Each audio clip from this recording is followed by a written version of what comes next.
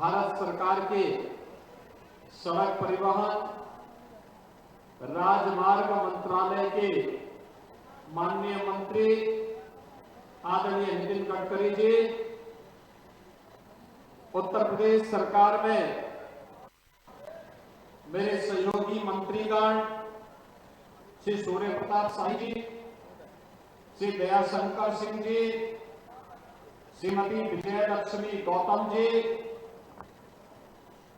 लोकप्रिय सांसद डॉक्टर रमापति राम त्रिपाठी जी, श्री रविंद्र कुशवाहा जी, श्री कमलेश पासवान जी,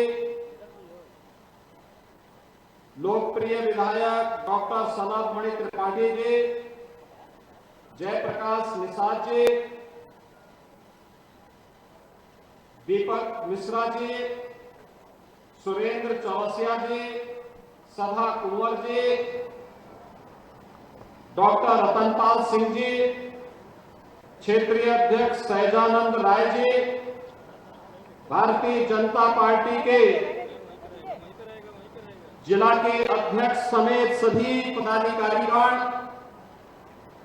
और उपस्थित देवरिया के सभी भाइयों बहनों, देवरा बाबा और बाबा राघव दास की इस पावन धरा पर हजारों करोड़ रुपए की परियोजनाओं की सौगात देने के लिए आज उपस्थित भारत सरकार के राजमार्ग और सड़क परिवहन मंत्रालय के माननीय मंत्री आदरणीय गडकरी जी का मैं उत्तर प्रदेश सरकार की ओर से और उत्तर प्रदेश जनता की ओर से हृदय से स्वागत करता हूं, अभिनंदन करता हूं। भाइयों बहनों, मैं आप सभी देवरिया वासियों को हृदय से धन्यवाद देता हूं कि अभी हाल ही में संपन्न हुए नगर निकाय चुनाव में आपने डबल इंजन सरकार पर विश्वास करते हुए भारतीय जनता पार्टी के प्रत्याशियों को भारी बहुमत से विजयी बनाने में अपना योगदान दिया है। आज मैं आप सबको इस बात के लिए आश्वासन देने के लिए भी आया हूं कि आपके द्वारा दिया गया समर्थन अब डबल इंजन की बजाय ट्रिपल इंजन के माध्यम से विकास की एक नई गति के साथ आगे बढ़ती हुई दिखाई देगी और आज का ये कार्यक्रम उसी श्रृंखला का एक हिस्सा है। मैं देवरिया वासियों को, बलिया वासियों को और कुशीनगर जनपद के सभी नागरिकों को इन सभी परियोजनाओं की बधाई भी देता हूं। भाइयों बहनों, पिछले 9 वर्ष के अंदर दुनिया ने बदलते हुए भारत को देखा है, विश्वास से भरे हुए भारत को देखा है, दुनिया का नेतृत्व करने की सामर्थ्य करने वाले भारत को देखा है और ये सब संभव हो पाया है देश के यशस्वी प्रधानमंत्री श्री नरेंद्र मोदी जी के नेतृत्व में। आज भारत दुनिया के अंदर एक विश्वास का प्रतीक बना है। भारत के अंदर भारत के गरीबों के लिए, गरीबों किसानों के लिए, नौजवानों के लिए, महिलाओं के लिए विश्वास, आशा भरे विश्वास का प्रतीक बना है। भारत के अंदर आज चल रहे विकास के बड़े बड़े कार्य ये नए भारत की तस्वीर को प्रस्तुत करता है। भारत के विरासत का हो रहा सम्मान ये भारत, नए भारत को दुनिया के सामने रखता है। एक सुरक्षित और समर्थ भारत की तस्वीर आज दुनिया को लालायित करती है और इसलिए भाइयों बहनों, 9 वर्ष के कार्यकाल की सफलतापूर्वक भारत को नेतृत्व प्रदान करने के लिए जहां एक और पूरा देश प्रधानमंत्री मोदी जी का अभिनंदन कर रहा है, वहीं साथ ही साथ इस बात के लिए भी आश्वस्त कर रहा है कि जो समर्थन 2014 में 2019 में प्रधानमंत्री मोदी जी के नेतृत्व पर विश्वास करते हुए इस देश ने दिया है।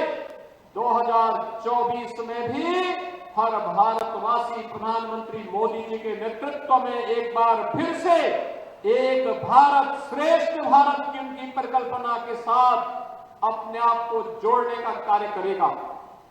भाइयों बहनों, पिछले 9 वर्ष के अंदर देश के अंदर इंफ्रास्ट्रक्चर के लिए बहुत कुछ हुआ है। हाईवे ने एक नई गति पकड़ी है। आज देश के अंदर अब केवल राष्ट्रीय राजमार्ग ही नहीं बल्कि इसके सहायक मार्गों को भी 4 लेन 6 लेन में बदलने का कार्य हो रहा है। कोई सोचता था कि देवरिया में भी बाईपास होगा, कोई सोचता था सलेमपुर में भी बाईपास होगा, कोई सोचता था कि देवरिया से बलिया के बीच भी 4 लेन का मार्ग होगा, कोई सोचता था कि बिहार को जोड़ने के लिए हमारी कनेक्टिविटी भी 4 लेन के साथ जुड़ पाएगी। कभी ये सपना था, आज हकीकत है और उसी हकीकत को अमली जामा पहनाने के लिए माननीय गडकरी जी का देवरिया में आगमन हुआ है। भाइयों बहनों, आज उत्तर प्रदेश आदरणीय प्रधानमंत्री जी के मार्गदर्शन और नेतृत्व में न केवल सुरक्षा के मानकों में बल्कि माननीय गडकरी जी के सहयोग से इंफ्रास्ट्रक्चर के लिए एक नए मॉडल के साथ आगे बढ़ रहा है।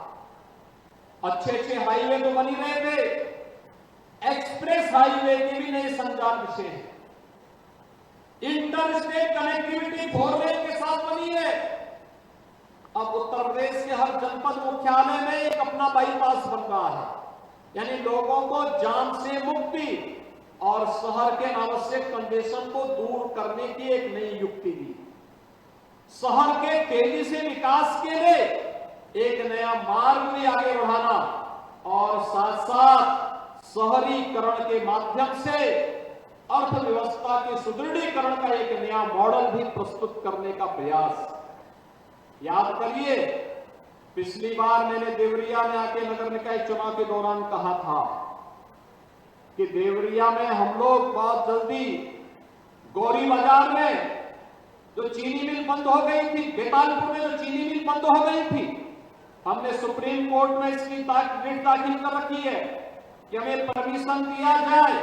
हम एक शुगर कॉम्प्लेक्स वहां बनाना चाहते हैं और भाइयों बहनों, जैसे ही परमिशन मिलेगी हम लोग उस शुगर कॉम्प्लेक्स को चीनी मिल, इथेनॉल प्लांट, डिस्टिलरी सब एक साथ यहां पर स्थापित करके हजारों लोगों के रोजगार के साथ साथ यहां के अन्नदाता किसानों के भविष्य के प्रति चीनी मिल की पुनर्स्थापना के कार्यक्रम को आगे बढ़ाएंगे।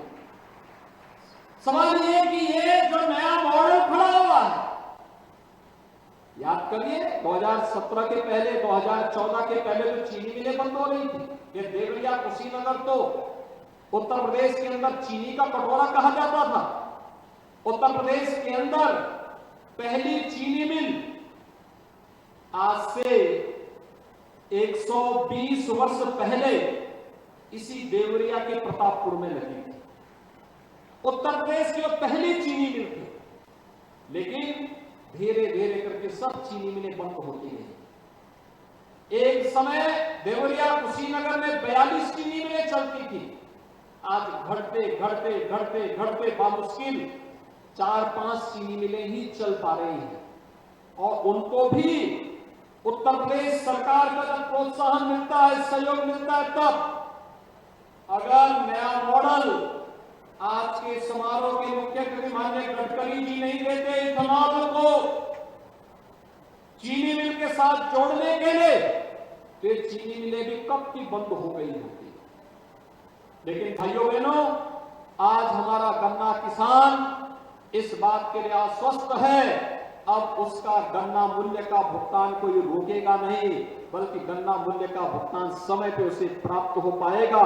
इस दृष्टि से, क्योंकि उत्तर प्रदेश आज के दिन पर गन्ना उत्पादक का देश का नंबर 1 राज्य बन गया है, चीनी उत्पादक का पहला राज्य बन गया है और साथ साथ इथेनॉल उत्पादन का भी नंबर 1 राज्य बन चुका है।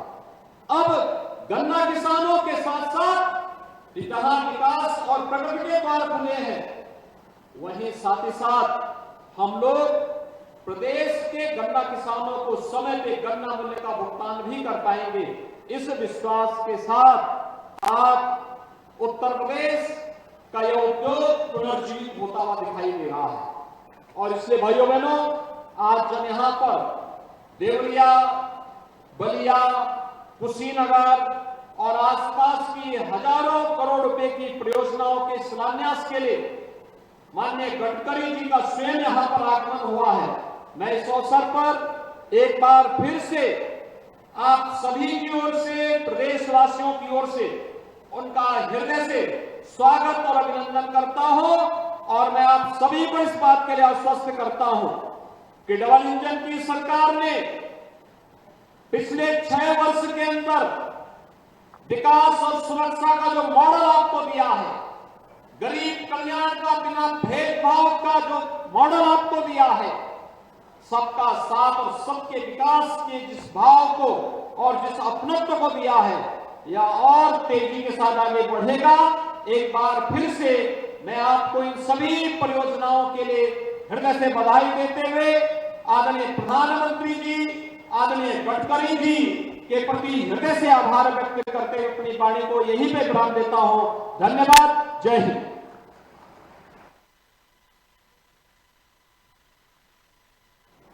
बहुत बहुत आभार माननीय आपके प्रेरणादायी उद्बोधन के लिए। हमारे माननीय प्रधानमंत्री जी का स्वप्न है कि हमारा देश उत्कृष्ट राष्ट्रीय राजमार्गों से सुसज्जित हो ताकि जनमानस को सुविधाएं प्राप्त हो और देश का उत्तरोत्तर विकास हो।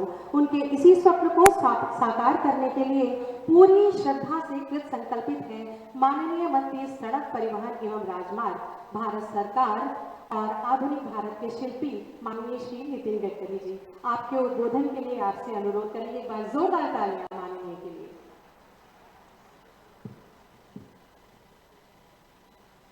उत्तर प्रदेश के लोकप्रिय मुख्यमंत्री आदरणीय योगी आदित्यनाथ जी, उत्तर प्रदेश के कृषि मंत्री आदरणीय सूर्य प्रताप शाही जी, आदरणीय मंत्री दयाशंकर सिंह जी, आदरणीय राज्य मंत्री श्रीमती विजया लक्ष्मी गौतम जी, हमारे ज्येष्ठ नेता आदरणीय सांसद रमापति राम त्रिपाठी जी, सांसद रविंद्र कुशवाहा जी, सांसद कमलेश पासवान जी, लेफ्टिनेंट जनरल रविंद्र प्रताप शाही जी, सभी आदरणीय विधायकगण, अधिकारीगण और उपस्थित सभी भाई और बहन, मुझे बहुत खुशी हो रही है कि आदरणीय रमापति राम त्रिपाठी जी और रविंद्र कुशवाहा जी ने मेरे पास आकर इस क्षेत्र के अनेक समस्याओं को बार बार मेरे सामने रखने का काम किया है।